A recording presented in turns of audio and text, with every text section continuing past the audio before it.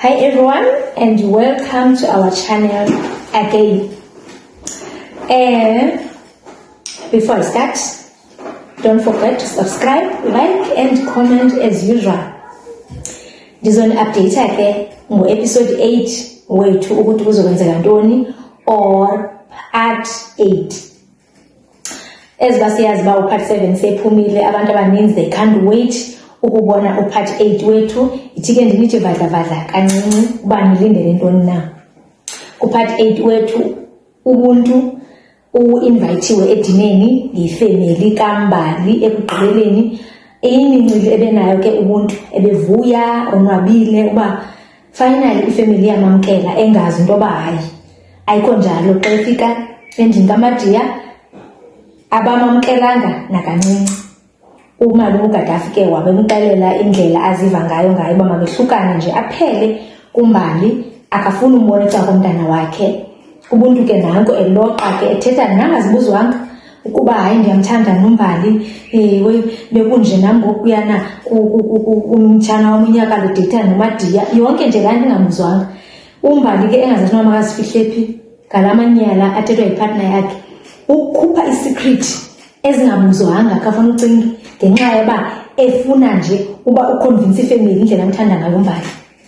uMadiya rhuqu ke finish ke sana ngoba amamele wonke lo mbhedo uthethwa ngulo mfana apha. Ehleli ke ngamva kubuntu, niyayazi uba uMadiya nobuntu yiwater ke neparafini sana azidibani nje total, kuba wezi ke ngoku ezoqaqa iindaba zakhe phambi komalume.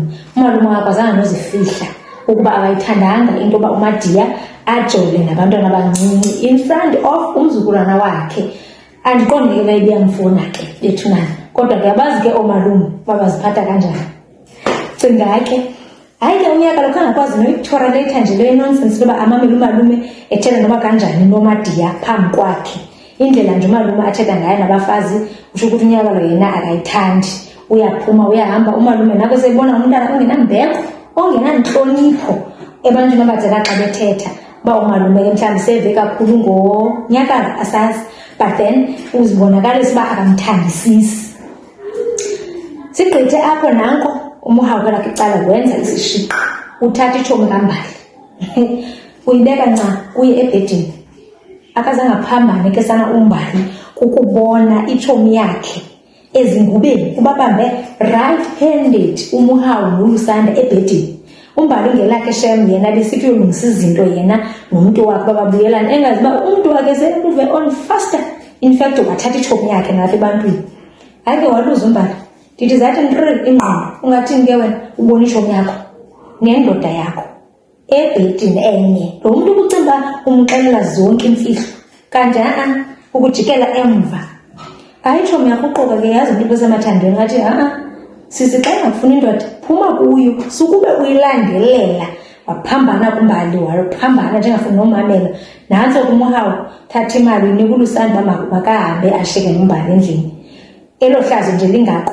uMbali ke sesenza ijoke naye uba uyabona kakuthandi into ezinjalo. Asiyazi ke indoda icinga ntoni, nguye ozaziyo ke lo mfana ucinga ntoni. Kwelinye icala uMadiya nonyakalo, unyakalo seqala uziva ngathi uMadiya uthando lwabo noMadiya alisekho njengakuqala after ebuye eKapa. Apparently since ke besisazi sonke uba unyakalo behambile waye eKapa ngenxa katatakhe. Ebuya uyabuya uMadiya ngathi setshintshile, ayisengela uMadiya maziyo xa zamumbamba. uMadiya uyabaleka, akafuni kwanto nje imbambisayo, akafuni yonke nje into akayifuni njengoba sibonile ku-part 7 wethu naxa mkhisa akafuni uMadiya. Kuyacaca into yoba uMadiya akasaziva kakuhle indlela aziva ngayo unyakalo. Ubona ngathi uMadiya umphusha away, but uMadiya ucacile ke uzamile ke shem explainisa like ukuthi no, it's not like that it's just that ndiyoyika uphinde uluze, ndifila ngathi tata kuzophinda abuye. Xa ndiqale ngathi ndithini ndiyazisondeza, ndiyaqhela futhi uphinde undishiye, uyaybo. So ndiyam-understanda ke mna ke honestly iphathi kaMadiya ukuba awufuni ukuziqhelanisa nomntu aphinda kudampe. Kukangako ke enimakukulindele ku-part 8 wethu okanye episode 8 wethu. Guys, ningalibali usubscribe nilike and nicommente to this, and then siseza more idrama isabuya. Guys, yithanda ndinihlebele something before ndihamba. Ezisemlebeni ezitshisayo andiyazi ke nam noba yinyani na, kodwa kuthiwa i-character ibidlala uNgwenya, kuthiwa nguNgwenya. The guy was called Ngwenya, uyayishiya uexithile ke kuNhliziyo Ayiphakela, asiziphinde simbone kuma-episode elandelayo.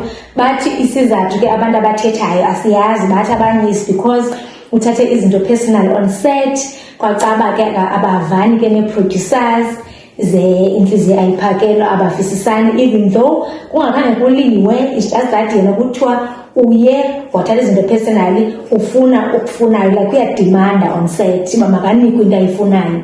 Asiyazi kuba yintoni i-details zaloo nto ayifunayo, but then ke senoba kubuxoki, yazi abantu bayathetha, yazi amaphepha ayathetha.